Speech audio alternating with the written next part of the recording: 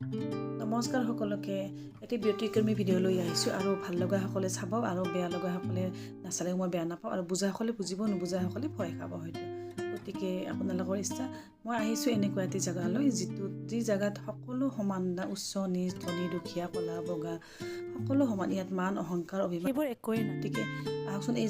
জেগাখিনি চাওঁ আৰু যদি বেয়া লাগে আপোনালোকে নাচাব মই অকণো বেয়া নাপাওঁ আৰু এয়া হ'ল এই আমাৰ মানে হিন্দু ধৰ্মৰ সকলোতকৈ মানে মুখ্য প্ৰাপ্তিৰ আটাইতকৈ পূৰ্ণ জেগাবিলাক য'ত গ'লে মানে যোৱাটো বহুত মুস্কিল হয় কিন্তু য'ত মানে সকলো আত্মাই মানে শান্তি পায় সেনেকুৱা জেগা গতিকে কিমান এইখন হ'ল হিমালয় পৰ্বত আৰু এই হিমালয় পৰ্বতখনে আমাৰ জানো সকলোৰে মানে আস্থাৰ পৰ্বত হয় এইখন আৰু ইয়াৰ বিভিন্ন ধৰণৰ এই মূৰ্তিবোৰ আছে মূৰ্তিবোৰ চালেই ভাল লাগে ইমান সুন্দৰকৈ বনাইছে আৰু ভাল লাগিছে সোমাই পেলাই আহি পেলাই আৰু এই হ'ল পঞ্চপাণ্ডৱে যেতিয়া স্বৰ্গত আৰোহণ কৰিছিলে স্বৰ্গত আৰোহণ কৰা চাওকচোন ইমান ধৰ্মপ্ৰাণ মানুহকেইজনো শেষত এনেকৈ বাগৰি পৰিছিল এটা এটাকৈ বাগৰি পৰিছিল আমিনো কোন খেৰকুটা আৰু গৈ পেলাই দ্ৰৌপদীৰ পৰা আদি কৰি একদম শেষত গৈছিল স্বৰ্গলৈ গৈছিল ধৰ্মৰাজ যুধিষ্ঠিৰ ধৰ্মৰাজ নামে তেওঁ বাদ দেখুৱাইছিল এটি কুকুৰে চাওকচোন সেই কুকুৰটি গতিকে জীৱশ্ৰেষ্ঠটো মানুহক কি হয় নাজানো জীৱশ্ৰেষ্ঠ হ'ল সেই জীৱবোৰেই জীৱশ্ৰেষ্ঠ কাৰণ তেওঁলোকৰ এই অহংকাৰ অভিমান হিংসা এইবিলাক তেওঁলোকৰ নাই আমি যি মৰম কৰে তেওঁলোকে আমাক সেইটো দিয়ে গতিকে ভাল লাগে আৰু এই জেগাখনলৈ আহি মই আহোঁ মাজে মাজে আজিও এটা কামত আহিছিলোঁ আহিব লাগে মানুহে আহিলে গম পায় মানুহৰ অস্তিত্ব জীৱনৰ ক'ত হয় আৰু এই জেগাখিনিত আহি পেলাই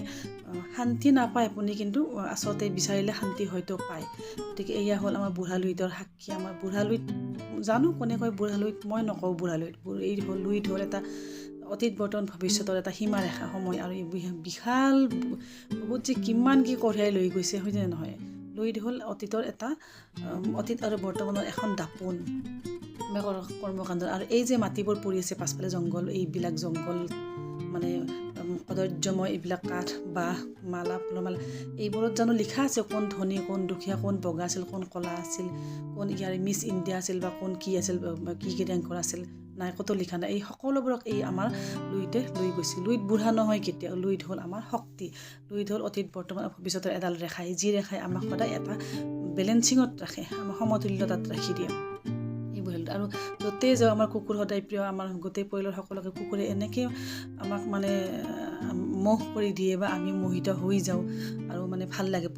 কুকুৰ আৰু য'তে কুকুৰ দেখাব তাতে আমি এনেকৈ ৰৈ যাওঁ কুকুৰ অচিনাকি কুকুৰ হ'লে আমাক এনেকৈ বাট দেখুৱাই হয়তো এয়ে আছিলতো ধৰ্মৰাজ যুধিষ্ঠিৰৰ লগত যোৱা সেই পুণ্য আত্মাজন গতিকে কি ক'ম আৰু এই বিষয়ে কৈ শেষ কৰিব নোৱাৰোঁ কুকুৰৰ বিষয়ে কৈ শেষ কৰিব নোৱাৰোঁ এয়া হ'ল বিশাল ব্ৰহ্মপুত্ৰ মানে হ'ল ব্ৰহ্মৰ পুত্ৰ আৰু এই ব্ৰহ্মপুত্ৰই আমাক এডাল সীমাৰেখাত লৈ যায়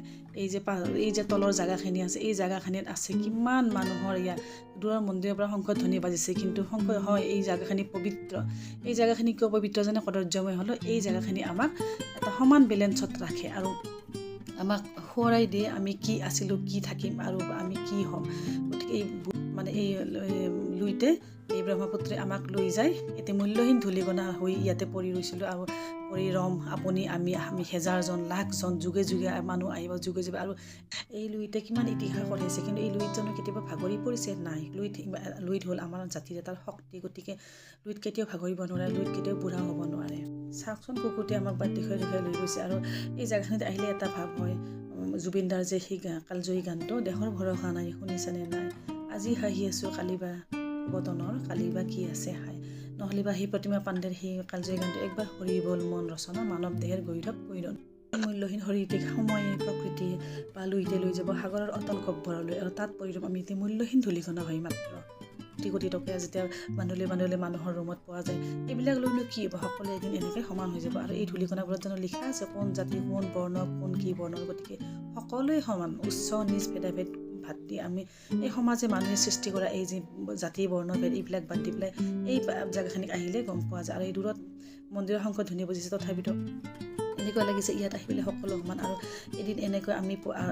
এনেকৈ পৰিয়াম আৰু আত্মীয়বোৰে এনেকৈ কাষত আহি কান্দিব কিছু সময়ৰ কাৰণে তাৰপিছত আৰু সকলো একেই হৈ যাব কাৰণ আজিকালিতো এই প্ৰমাণেই হয় যে এই মায়ামোহত থকা আমি সংসাৰ পাতা যায় কিন্তু তাৰপিছতো এই সন্তানে আমাৰ মায়ামোহ কেনেকৈ ছন্ন বিছন্ন কৰি দিয়ে গতিকে কোনো লাভ নাই এইবিলাক মায়া মোহ সংসাৰ কৰি পেলাই। আৰু এই এদিন আধা ঘণ্টা হয়তো নিজৰ জন্ম দিয়া ছোৱালীজনীয়ে কান্দিব, ল'ৰাজনে কান্দিব, তাৰপিছত আৰু সকলো সমানেই হৈ যায়। গতিকে ইয়াত এখন সমান তোলা শ্ৰেণীত আমি ইয়াতে আহিব পাওঁ।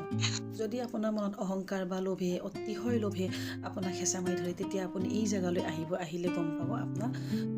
মানে জীৱনৰ অস্তিত্ব ক'ত হয় আৰু সেই লোভৰ অন্ত হ'ব পাৰে। গতিকে আহিব লাগে, এই জেগালৈ আহিব লাগে। আপোনালোকে কেতিয়াবা যাবচোন, ৰাস্তাৰ কাষৰ যিবিলাক কবৰস্থান, শ্মশান, এইবিলাকত যাই এবাৰ চাব আপোনাৰ জীৱনৰ গতি কি হ'ব আৰু কি হ'বলৈ বাকিছে, কিহৰ কাৰণে ইমান খোৱা কামনা, কিহৰ কাৰণে ইমান লাখ লাখ কোটি কোটি টকাৰ বেপাৰ, কোটি কোটি টকাৰ মানে স্মাগলিং কোটি 2 নম্বৰী। গতিকে এইবিলাক সকলো ইয়াতে আহিলে গম পায়। গতিকে লাভ নাই, জীৱনৰ ভৰসা কিমান, কি জীৱনৰ ভৰসা কি হয় কি নহয় কোনো গম নাপায়। জীৱ জন্তু সপক্ষে আমি যেন দ্বিতীয়বাৰ জন্ম ল'ম নল'ম এইবিলাক কোনো নাজানে। কিন্তু যিকেইটা মানৱ জন্ম হৈ লৈছোঁ, সেই জীৱশ্ৰেষ্ঠ বুলি যদি কৈছে, জীৱশ্ৰেষ্ঠ হোৱাৰ কাৰণে সেই আমি নিজে এটা পথ প্ৰদৰ্শক হোৱা উচিত। সেই গতিকে জীৱনৰ যিখিনি মূল্য, সেই মূল্যখিনি এনেকৈ আমি পথত কাম কৰি সুনাম এটা কঢ়িওৱাৰ আমাৰ প্ৰয়াস কৰাটোৱে আমাৰ উচিত হ'ব পাৰে। আৰু এই সকলোবোৰক সমিল কৰি দিয়ে আমাৰ অনাদি অনন্ত আমাৰ শিৱজী, সদাশিৱ মহাদেৱ। আৰু সেই সদাশিৱ মহাদেৱে আমাক পাপ পুণ্য বিচাৰ কৰি পেলাই আমাক সেই আমাক মুক্তি দিয়ে। এইজনেই হ'ল আমাৰ সেই মানে অনাদি অনন্ত আমাৰ মানে শিৱনী। যদি আপুনি ভাবিছে যে আপোনাৰ কৰিব লগা একো নাই, গতিকে তেতিয়া আপুনি এই জেগালৈ আহি পেলাই গম পাব ইয়াত মানুহৰ অস্তিত্ব কি হৈ যায়। আৰু মানুহৰ লোভ মোহ, কাম ক্ৰোধ, লোভ মোহ অহংকাৰ এই সকলোবোৰৰ শেষ হৈছে ইয়াতে হয়। আৰু এই জেগাখিনি সেই গতিকে মই অতি পবিত্ৰ, কাৰণ ইয়াতে যিবিলাক মানুহ আহে অন্তিম সময়ত আহে, এই অন্তিম সময়ত অহা মানুহবোৰ অতি পবিত্ৰ হয়। চাওকচোন ভীষ্মৰ সৰহজ্যা আমাৰ জানো মনত নাই মহাভাৰতৰ? আৰু এই সকলোবোৰ আৰু এনেকুৱা এটা কাহিনী য'ত নেকি ৰজা হৰিশ্চন্দ্ৰই নিজে চণ্ডাল ৰূপ লৈ পেলাই নিজৰ পুত্ৰ আহিছিল, ৰাণীৰ পুত্ৰ লৈ পেলাই এনেকৈ আহিছিল আৰু নিজৰ পুত্ৰ সন্তানক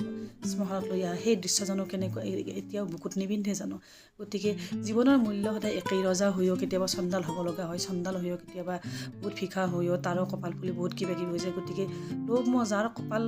যি লিখা আছে বিধাতাই, সেই মানি আমি চলিব লাগিব। গতিকে এইবিলাকৰ প্ৰতি লোভ মোহ কৰি পেলাই কোনো ধৰণৰ লাভ নাই। আৰু ৰৈ যাব মাত্ৰ এই মহান মহান মানুহবিলাকৰ যি কামৰ ইতিহাসত ৰৈ গৈছে, এইবোৰেই ৰৈ যাব। মামণি ৰয়ছম হওক, ভূপেন হাজৰিকা হওক, এই কালজয়ী যিবিলাক মানুহ সৃষ্টি হৈছে, এওঁলোকৰ কৰ্মইতো আমাক জীয়াই ৰাখিছে, পৃথিৱীত ৰৈ গৈছে। এই মানুহজন নহ'লেও এইবোৰলৈ ৰৈ গৈছে। আৰু এই মানুহজনী মই মন্দিৰত সোমালোঁ, এই মানুহজনীৰ সেৱা কৰা, এই মানুহজনৰ ভগৱানৰ প্ৰতি যিখিনি শ্ৰদ্ধা মই আচৰিত মানিলোঁ। কাৰণ এই মানুহজন হ'ল এই যে টুপি পিন্ধা, যে বগা ধুতি পিন্ধা মানুহজন ইংলেণ্ডৰ পৰা আহিছে। যি ইংলেণ্ডৰ মানুহে আমাৰ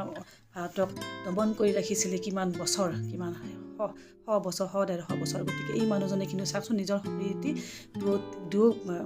পতি পত্নীয়ে নিজৰ শৰীৰটি দান কৰিছে, আমাৰ হিন্দু ধৰ্মৰ নামত ডিভোট কৰিছে। আৰু মই তেওঁক সাক্ষাৎকাৰ ল'বলৈ ইচ্ছা কৰিলোঁ, কিন্তু তেওঁ ক'লে নাই, তেওঁ ইউটিউব আৰু এইবিলাকৰ পৰা তেওঁ দূৰত আছে, তেওঁ অনলি ফোনটো কথাৰ কাৰণে ইউজ কৰে। গতিকে চাওকচোন নিজক কোন খ্ৰীষ্টান, কোন মানুহ ইংলেণ্ডৰ পৰা আহি পেলাই ইয়াতে তেওঁলোক কামাখ্যাত আহিয়ে থাকে আৰু ভূটনাথত এনেকৈ আহে। চাওকচোন কেনেকৈ মানে তেওঁলোকৰ সেৱা কৰা ধৰ্মখিনি ইমান ভাল লাগিছে, মানে আচৰিত লাগিলে। আৰু এনেকৈ হিন্দু ধৰ্মত তেওঁলোকৰ এনেকৈ ডিভোট হৈ গ'ল। আৰু এয়া হ'ল শ্মশানকালী। গতিকে ভাবকচোন ইয়াতে জীৱনত এবাৰ আহি পেলাই গম পাব নিজৰ অস্তিত্ব কি। গতিকে এই মান অপমান, অহংকাৰ, হিংসা এইবিলাক লৈ পেলাই আমি কি কৰিম, কি লৈ যাম? নিজৰ সমাজত কিছু ভাল এৰাৰ কাৰণে প্ৰয়াস কৰি পেলাই জীৱনটো এনেকৈ অতিবাহিত কৰাটোৱে শ্ৰেষ্ঠ নহয় জানো? আৰু মই আছোঁ এতিয়া ভূটনাথৰ